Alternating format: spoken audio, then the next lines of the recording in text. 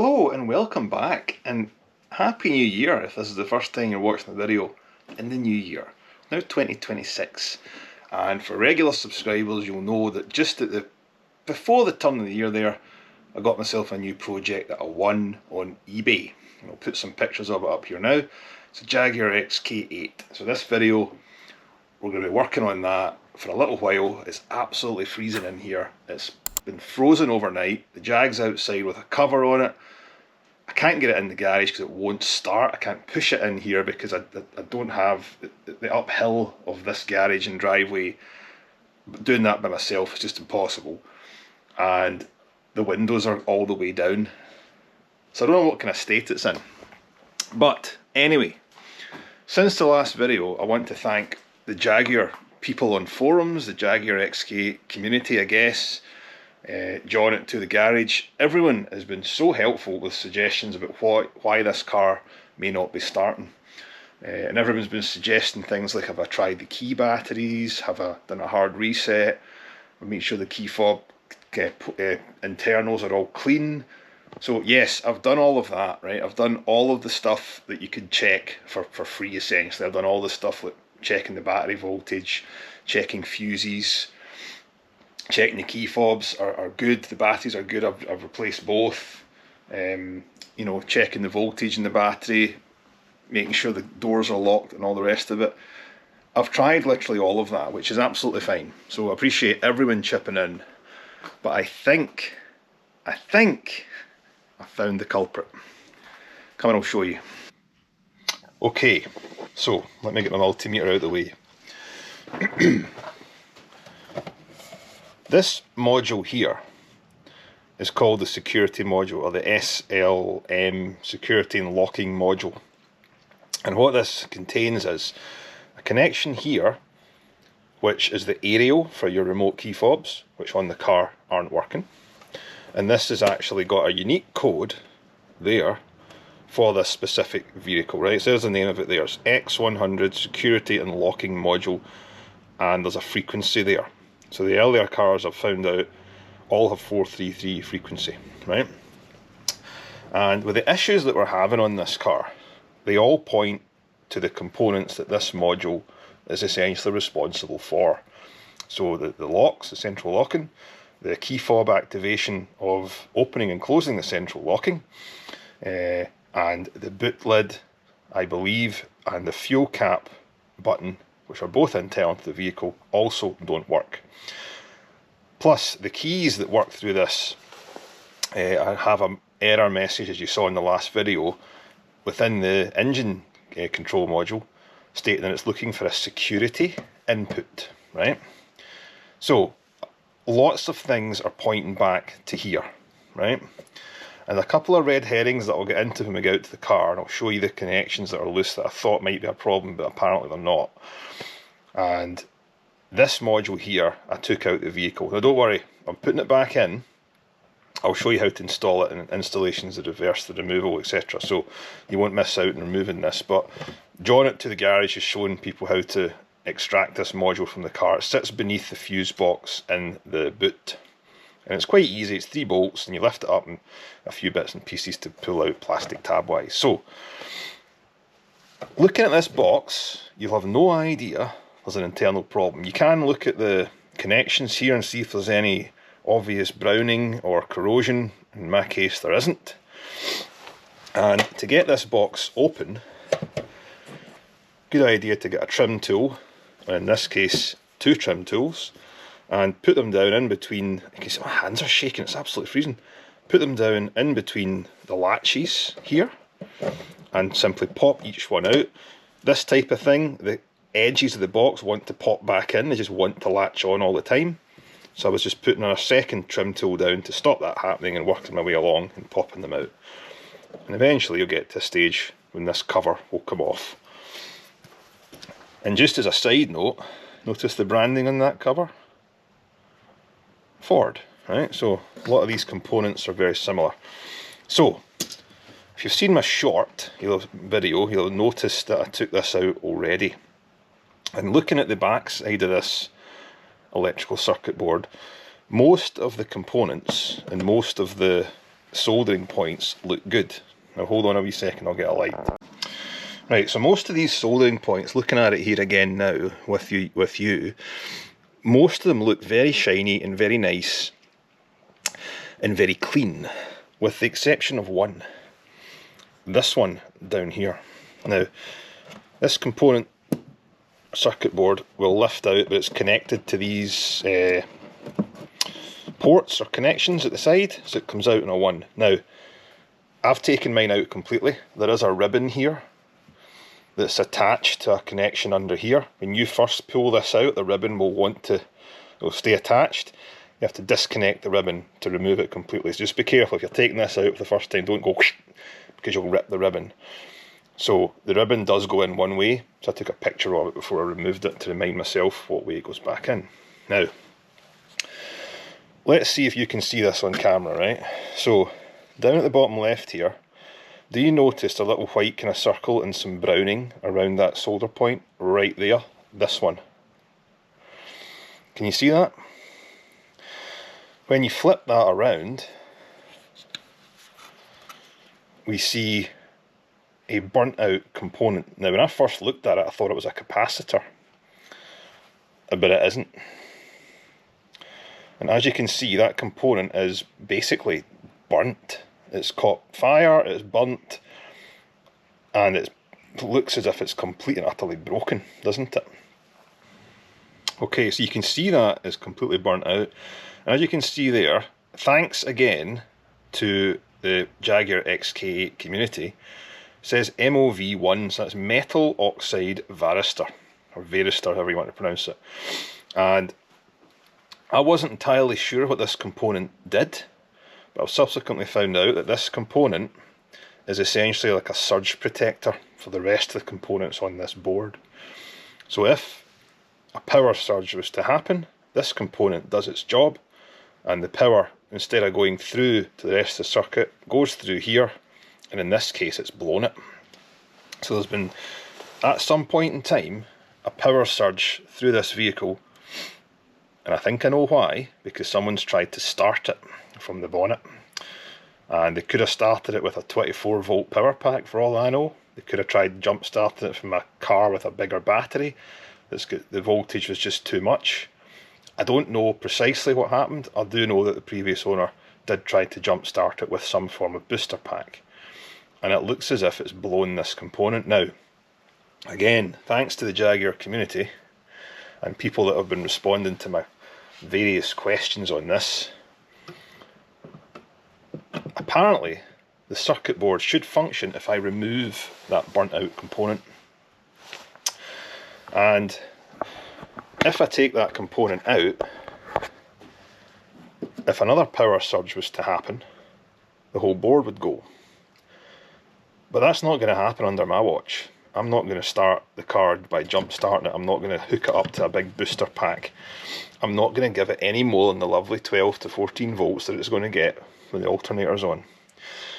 So I could simply attempt to snip this component off, which I think I'll do, put the board back in, see if the keys have remembered their memory setting, and give it another shot essentially. But the only thing that's worrying me is that that component there has blown for a reason, and it could be accompanied by a fuse that's blown as well. I have checked a lot of the fuses in the previous video, and I did check all the ones that were ignition related, and they were all good. I've just got something in the back of my mind that suggests that if that's blown because of too much power, if it's went through some of the other fuses, they're probably blown as well. I have no idea what the voltage rating on that MOV is. I would guess 20-25 volts tops, because you know, you're talking about a car here that runs off 12 volts and it's charging at 14. It's not going to be 240 volts like a household. So I don't think it will be high. I cannot get any information off of it at all because it's complete and utterly burnt out. Any identifiable marks have gone, but they're pennies, these things, to buy. You can just buy another one and solder it back in. But it is a surge protector. It's not an essential component, as far as I'm aware, for the operation of this circuit board. It would be if there's a power surge, but as long as there's no power surge, it's fine. So I'm thinking I'm going to remove this, and I'm thinking I'm going to try this board again. Now, full disclosure here, I did find an identical serial number, an identical part number board on eBay, which I've just ordered, right? Because I don't know if this surge protector did do its job properly and this board is actually working. But if I can get a second board, I can at least compare the number that's on this, potentially repair this one and have a backup. Yeah, that's the plan, that's the next stage. That would certainly point to the fact that someone has tried to boost this car when the battery's been flat, and potentially putting the new battery in just sent it over the edge, or the booster pack sent it over the edge. I don't know. Doesn't matter, because I've got something that looks broken that I can try and fix. I'm going to try and remove this component now very carefully, and we're going to try this board again. Right, now, can my failing eyesight cope with this, because I don't know how severe a mistake I could make here. But essentially, oh my goodness. Right, you saw that, didn't you? I only clipped that in one place and the whole thing just came away. There's left little bits of cack on this board now. There we go, get rid of that. So, that didn't take much at all. I think I'll just tidy up this soldering point here, because if I get a new one of them, I'll need to solder in a new MOV. But like I say, I don't see any other damage on this board. I mean, now I'm not going to pretend I'm an expert on circuit boards, right? I know enough to resolder some things. I probably know enough to clean some things. I know roughly how things work, but I couldn't sit here and tell you that I could do one of these from scratch. You know, I know what capacitors do. I now know what an MOV does. That's the relays there. But I'm no means an expert on this. I'm just testing things out that look as if they're broken. But, you know, my experience of circuit boards and relays has essentially been resoldering components back on, or resoldering broken solder, which you can see in this case there isn't really anything. This looks really good. All the soldering points are very shiny that I can see, and I must admit, sometimes when I'm looking at these my eyes go blurry, because it's starting to get to that stage that I can barely make out some of the little components. But with my lenses on here, I can tell that the only burnt out components is that one there, really. The rest are looking as good as they were probably when they came out the factory. So, whew, okay. So we put this back together then. I'll need to refer to my picture so I can put the ribbon. The ribbon, by the way, went into this little white bit here, a little clicky bit, and it just clicks back in when you put the ribbon into place. So before I lose the feeling in my hands, I'm going to go and try that and put it back together.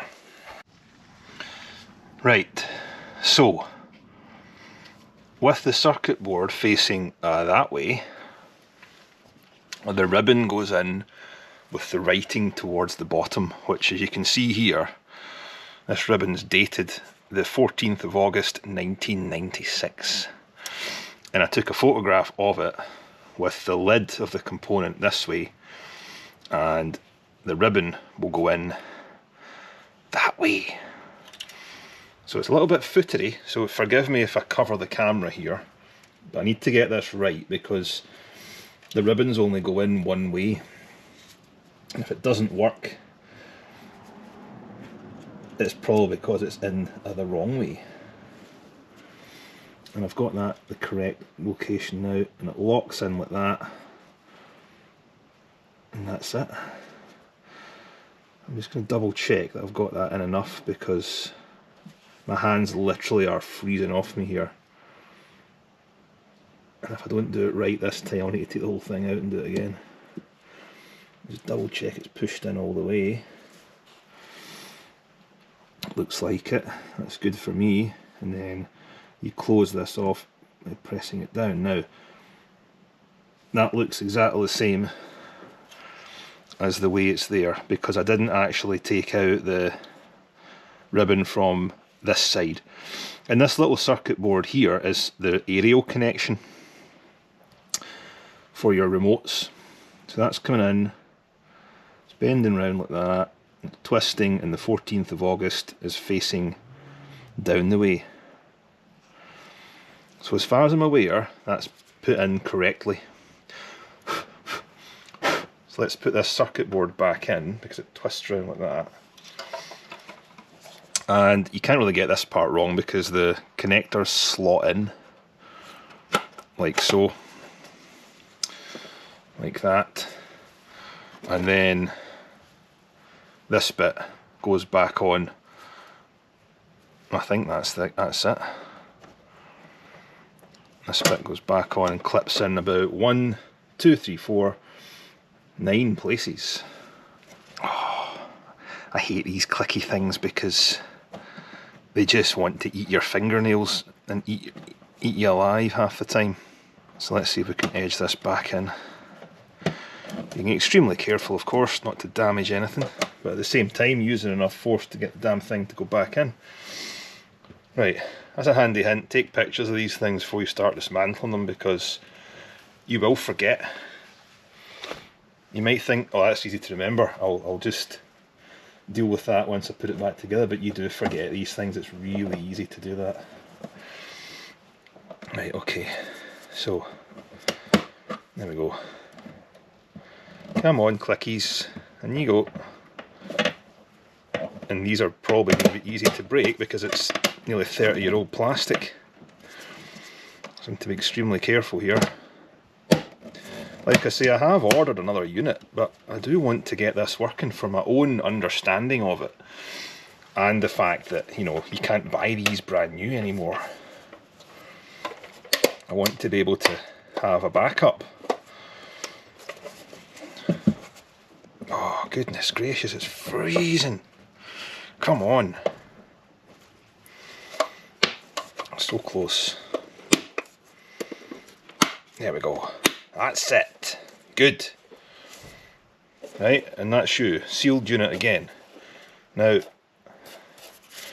I think what I'll possibly do is, I'm going to go and have a look in the fuse box in the trunk, in the boot, sorry. Trunk for my American viewers. And just double check there's nothing blatantly obviously blown in there. And then we can attempt and plug this back in. So let's go and do that.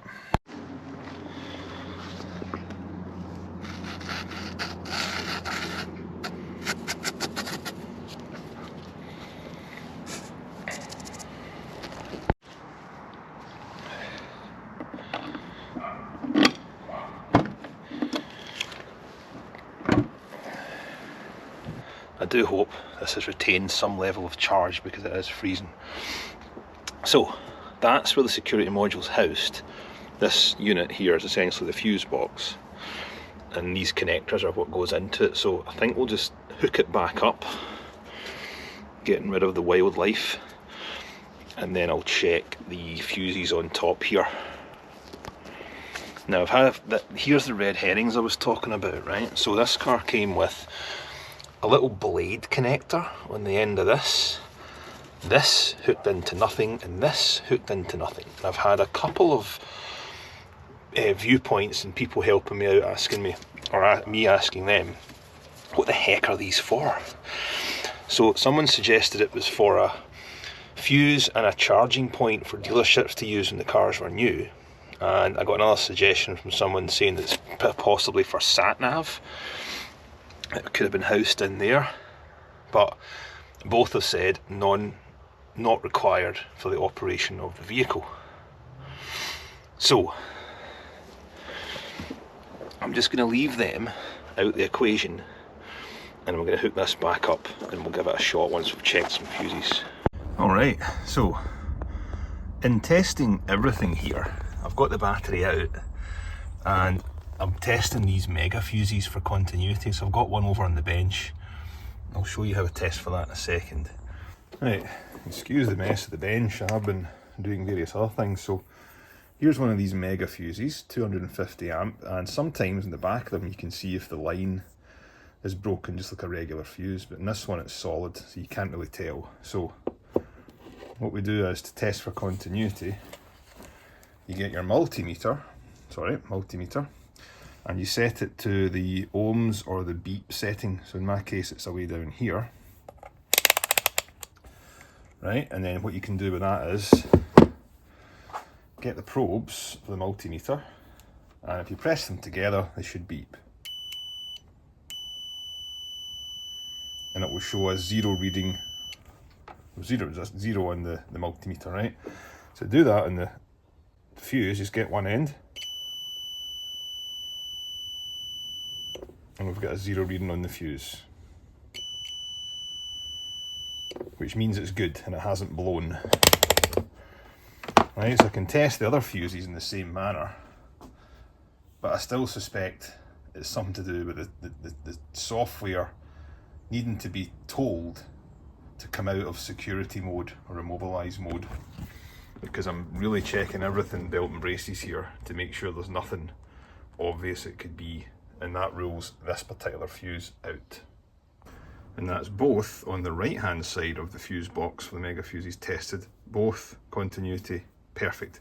One more to test, but I'm going to put these two back in because I'll get mixed up with how they go in. So I'll just put these two back and we'll bring the third one out, and that rules that out completely.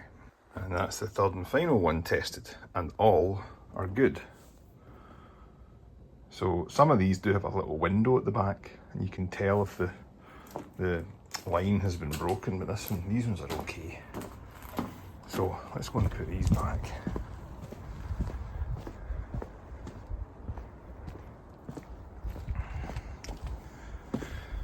And they go down in here, and they're held on with two nuts and then a kind of nylon coated nut at the top of them to hold on the two connectors there. So it looks as if someone's been in here before, because the cover was missing from this box, so someone must have tested this. And I'm just going to fit it all back together because the fuses are all good. There we are, all snug and back in there. Might give this a little hooverage before I put anything back in, but nah, unless these two things are a red herring or should be in somewhere, I have no clue what they do. Well, let's keep going. Right, so you can't really go wrong with these connections because they just go into one place. They're different sizes, there's only two on mine, but three overall for the car to take, so I don't know what other security options there were in these cars, but there's an empty space in mine. So that kind of goes in here. I'm kind of wondering whether just to leave it loose just now, if I can reach down to the aerial connection, or we just install it properly for the time being. Yeah, I'll just clip it back in, just so I know. And then the aerial connection's down here, and you can just put that in by hand. So I'll need to reach down and do that because it doesn't stretch very far.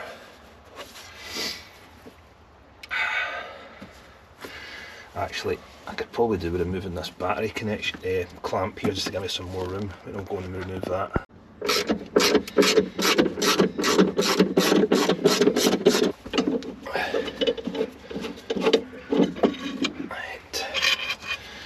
Right, that should allow me to see this a little bit now. It does. So, not a lot of give in that cable. There isn't really. Oh, kind of gets kinked this sometimes, so difficult to. Oh, my hands are so cold I can't even feel them. It feels better now. Sorry, I'm just. Excuse the giant plaided arm in your face here. That's us now, right? And this unit is seated pretty much where it's supposed to go. All these relays there for the convertible. I'm going to double check a lot of these here. So fuses are the obvious thing that people would check if they had a circuit or an electrical component not working. And to me that one looks as if it's been replaced, because the rest of the 20s are all big numbered and white lettering. That's wee numbered. Now, so that looks as if someone's possibly, excuse me, replaced this fuse, because it's definitely not a stock fuse. It's got different lettering on it, but it looks good. So maybe with the windows not going up and down, someone thought that was the issue. This is adaptive dampening ECU, and again that's good as well. So I'm just going to run down all of these fuse box in this, and I've already checked this 20 amp one, it was fine. And these are easy to spot because they're always split. F10 is SLM 20 amp. Now that's been replaced. So that's the SLM, that's the fuse. Right, now we're getting a picture. Now we're getting a picture, hold on. That is the fuse for security module according to this diagram here. See it? 20 amp F10 SLM, F10 20 amp. I think someone has replaced the fuse for security module because it blew, and that's what blew our MOV component on our circuit board. Now, all things being equal, if that's blown that, we should be good to try this car again. Not forgetting, of course, to plug back in that lighting module. So I want to test everything, so plug this back in. This is all starting to make perfect sense now. This is all making sense as to why that fuse is different, and it's a security module fuse. It would have blown, and now someone's replaced it. Right, okay. So health and safety just called. I want to make sure that I'm ready for any electrical fires. But I think what I'll need to do first of all is test the battery voltage and make sure it hasn't dropped, because the cold will just kill a battery that's not been used. So let's do that first. Right, multimeter to volts, and let's see. Oh yes, 12.5 volts. More than enough, more than enough. Right, ready?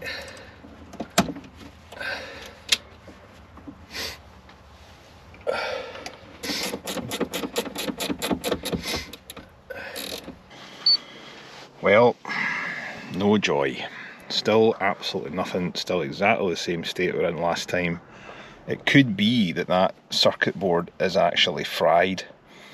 And I'm just going in here to double check the ECU code that we had before is still there. And the error message I'm getting is, when I'm trying to connect to the security modules, it can't connect to the body control module, which is another module in the car that, you know, don't know if it will be fried, but it controls everything, like the headlights, the locks, anything attached to the body of the car is routed through that. But I'm still convinced it's the security module because of that blown MOV unit. Anyway, I'm icing up in the car, look, because of this. Oh dear. Right, read fault code, should be 1260, I think, should be the code that we're getting. Yeah, security input pending, right? So I wouldn't be able to, I'll clear that, but it usually just comes back straight away. Yeah. So that's exactly where we were before. So it could be that that unit is actually completely gone and it's toast. And for everyone that's suggesting, you know, I do the key activation when I pull back on the headlight switch, I get absolutely nothing. And it won't even allow me to add a key, so it's not, unfortunately, as simple as that. So do it in accessory position. The lights don't even work, even with the ignition on. And in the accessory position, I get nothing. There's no horn, there's no anything, because I think that module's just causing everything else to not work. So I can't even add keys using the very helpful advice that people have sent me via email, and others that have contacted me via comments and whatever. Thank you very much. I do appreciate it. I will need that advice if I get this up and running, or if I get a new security module. But at the moment we're in exactly the same position that we were before, which is really, really irritating. Anyway, back to the drawing board then. Right, okay, so we've fixed the fuses at the back. I've put the module back in, and we have two fuses in here that were blown. There's a 15 amp one, which I think is for BPN, and there was also a blown one for the passenger seat module. You can zoom in there. Right, so they were both blown, so I replaced both of them, and what we've got now is a working fuel cap filler. But let's just give it a shot here. Let's just start it up and see what happens. If we get anything at all. Right, all lights are on. I can flash my headlights now. Let's go. I can't get you! It just goes! It starts! We've done it! We've done it! Battery not charging, gearbox fault, we've got umpteen faults here. But I think what we'll do now is we'll maybe move the car. And put the windows up. And put the windows up. Let's see if the windows work. Oh! Well done. Lumpy. We have a leak of hydraulic fluid. So try it. 1, 2, 3, 4, 5.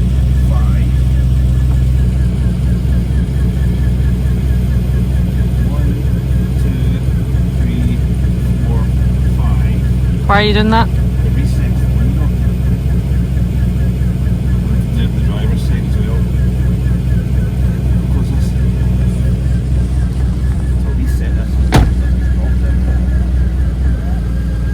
Lost windows.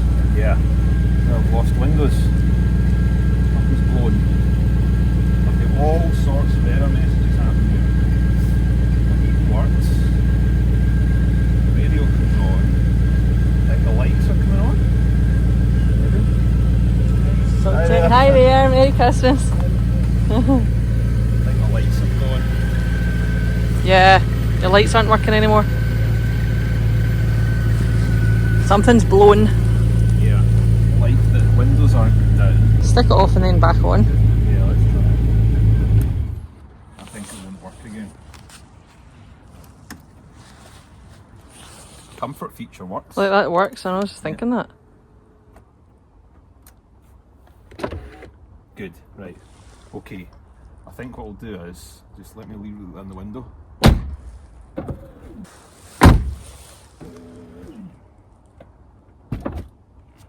Oh yeah, that worked. Yeah, that's working. Yep.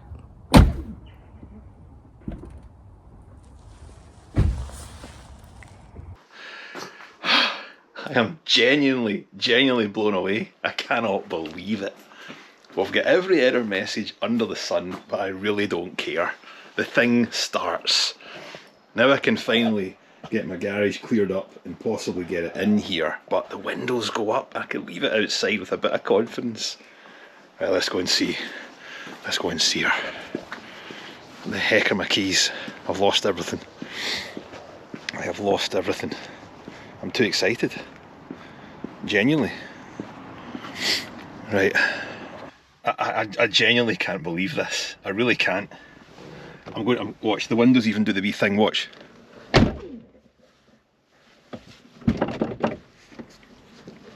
And I could tell something was different because when I got in the car, the steering wheel did its thing. Look. the comfort mode or whatever you call it activated, and I thought, oh, that's different. I am leaking what appears to be either water, hopefully, or ice, or possibly hydraulic fluid from the top. I don't know yet. But I'm going to sort that. I really don't care. I really don't care. Little things like that can just blooming wait, because I'm going to move this car now. I should really go and get a cloth because there's really condensation in here. So I'm going to go and get a cloth first, wipe it, and then we're going to move the car.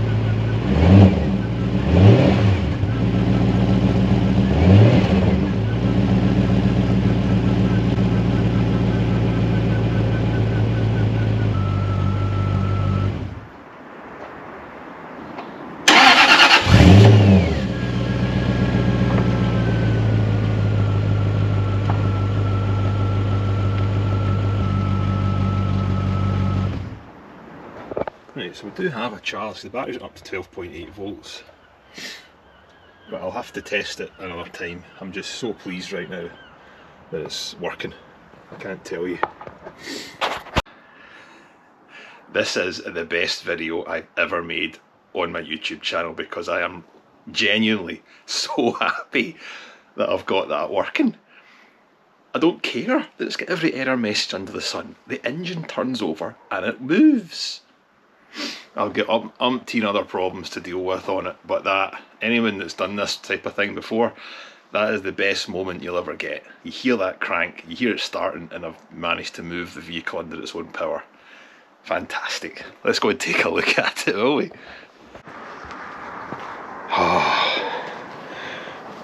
Look at that, parked in a decent spot now. Now, the windows did remember, but now they've stopped. So something's going on, but it's moving.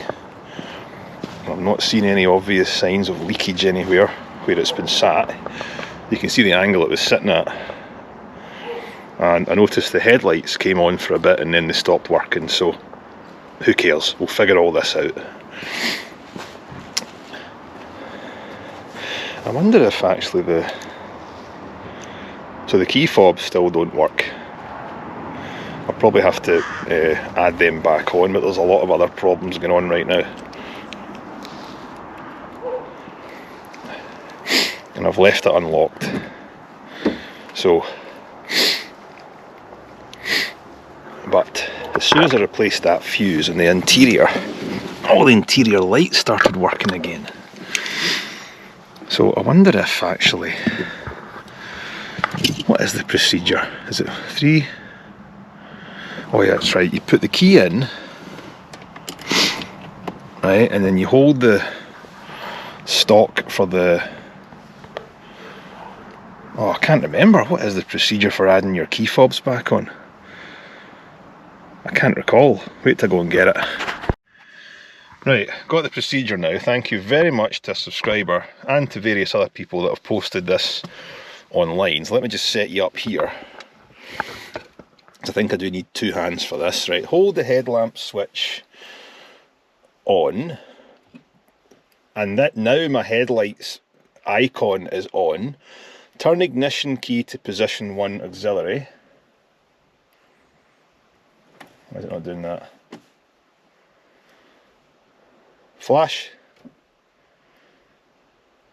Oh, wait a minute. Right, that's position 1. Sorry, my steering lock was on. Headlamps on, position 1, auxiliary. Flash headlamp switch 3 times. 1, 2, 3. Confirmation chirp will sound, well it didn't. LED will flash once to recognise in learn mode. Activate each remote. 2, 3.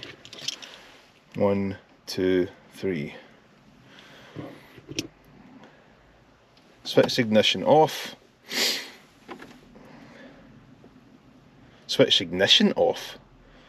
Nah, something's not right. See, my security module might have faults in it now because of the rubbish that happened, you know. So I'm not entirely certain.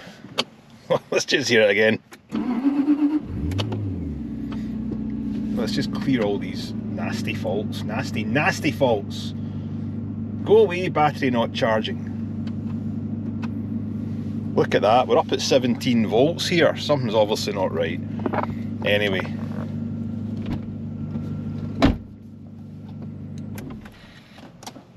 I'm pleased, I'm made up, I'm happy. And the trunk release button, listen. Did you hear that? That works as well. But let's get the car wrapped up. I'm going to leave this cloth in here because I think the hydraulics are leaking from the hood. And we're going to deal with all this other stuff later. It's almost irrelevant now, isn't it? Because we've got everything working. We've got the engine working. I didn't hear any timing chain rattles either. Right, let's go. Right, it is Boxing Day, so I think we'll call it a day. And I think what I'm going to do is, I'm not going to back out to the car for a while. So we'll disconnect the negative. Give it a fighting chance of starting up the next time. Oh my god.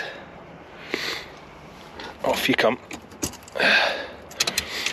There we go. I'll just do that and leave it. We'll put the cover, we'll give the sun a chance to kind of melt some of the stuff on it.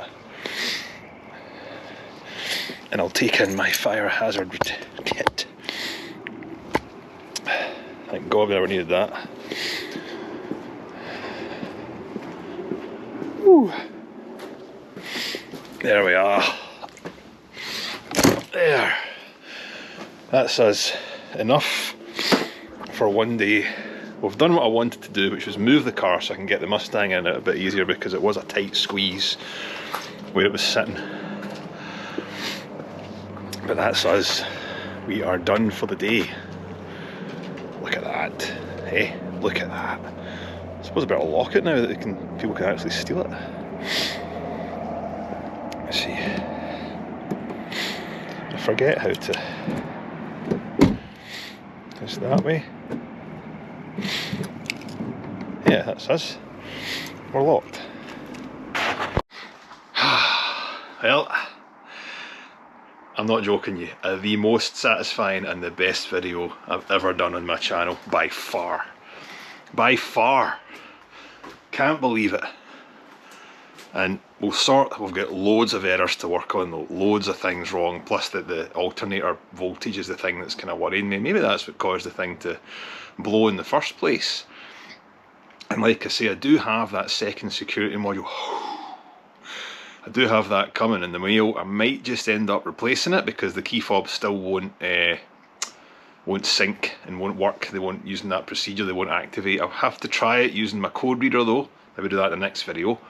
But for now, I am more than happy with where the car's sitting. And it's moving, it's starting, it's leaking hydraulic fluid from the top. Don't care. That'll give you guys more content to watch. But when this one gets made up, it is definitely going on this wall here. I've still got the Porsche to add to this wall from the last video. So this video, come on, it's got to be worth a subscribe and a comment. Please, if that's all you do, just hit the subscribe button. Drop me a comment below. Even just to say you've done that wrong, or you should look at this next. Anything, I don't mind. I'm just so excited with this car. So that's going to wrap this one up. I will catch you in the next video. Once again, I thank everyone for watching. Goodbye.